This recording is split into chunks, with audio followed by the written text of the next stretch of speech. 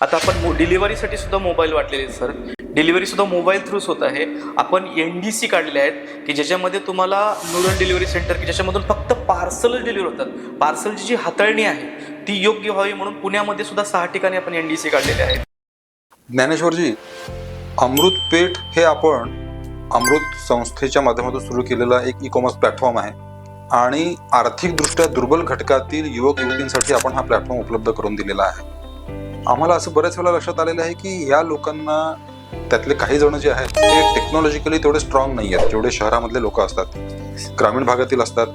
त्यांना मोबाईल किंवा e-commerce platform तेवढा सहजतेने हाताळता येत नाही. अशा लोकांसाठी त्यांना सोयीचं व्हावं म्हणून आपल्या काय सोयी आहेत त्याच्यात? Yes sir. ज्यावेळेसपासून ॲडव्हान्स पोस्टल टेक्नॉलॉजी आलेली आहे त्यावेळेसपासूनचा फायदा हा झालेला आहे की तुम्ही तुमच्या मोबाईल थ्रू आर्टिकल बुक करू शकताय. त्याला वेळेचं बंधन नाही. म्हणजे 24 तास बुकिंग अवेलेबल आहे. पोस्ट ऑफिस 24 तास तुमच्या मोबाईलमध्ये तुम्ही कुठलेही आर्टिकल बुक करू शकता.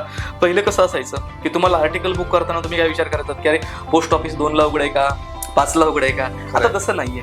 तुमचा मोबाईल म्हणजे सुद्धा तुमचं पोस्ट ऑफिस झालेलं आहे. आमचं जी APTचं जे आहे ना, APT मधून तुम्ही ते आर्टिकल बुक करू शकता. त्या संदर्भात आपण आपल्या वेबसाईटला व्हिडिओ टाकणार आहेत. त्या संदर्भात आपण मार्गदर्शन घेणार आहेत. आणि त्याहूनही जर एखाद्या आपल्या विक्रेत्याला ही प्रोसेस समजत नसेल तर कुठल्याही नियरेस्ट पोस्ट ऑफिसमध्ये जाऊन तो पोस्ट मास्टरला, तिथल्या क्लार्कला किंवा आमच्या ब्रँच पोस्ट मास्टरला भेटून की मला हे बुक करायचं आहे, मी कसं बुक करू, तर त्यावेळी प्रत्येक ठिकाणी त्याला मार्गदर्शन मिळेल. आणि भारतामध्ये किंवा महाराष्ट्रामध्ये असं कुठलंही गाव नाही आहे जिथं पोस्ट ऑफिसच नाही आहे. त्यामुळे कुठल्याही पोस्ट ऑफिसमध्ये त्याला ते मार्गदर्शन निश्चित मिळेल. पण पोस्ट ऑफिसमध्ये गेल्यानंतर पूर्वी ज्या पद्धतीनं सेवा मिळायची किंवा ज्या पद्धतीनं त्यांना उत्तर मिळायची त्याच्यामध्ये आणि आत्ताच्या परिस्थितीमध्ये फरक पडलेला आहे. Yes sir. आता सध्या आम्ही जे बदल घडलेले आहेत त्याच्यामध्ये हा सगळ्यात मोठा बदल आहे की कस्टमरला पोस्ट ऑफिसमध्ये कस्टमर आला पाहिजे यासाठी आमच्या सर्वच यांचे प्रयत्न चालू आहेत आणि त्यामुळे त्या गोष्टी होणार. तुम्हाला मदत मिळणार 100%. अरे वा.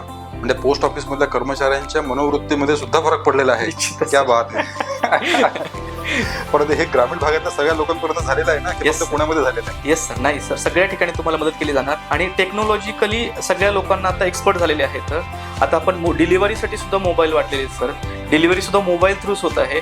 आपण NDC काढले आहेत की ज्याच्यामध्ये तुम्हाला नोडल डिलिव्हरी सेंटर की ज्याच्यामधून फक्त पार्सलच डिलिव्हर होतात. पार्सलची जी हाताळणी आहे ती योग्य व्हावी म्हणून पुण्यामध्ये सुद्धा 6 ठिकाणी आपण NDC काढलेले आहेत.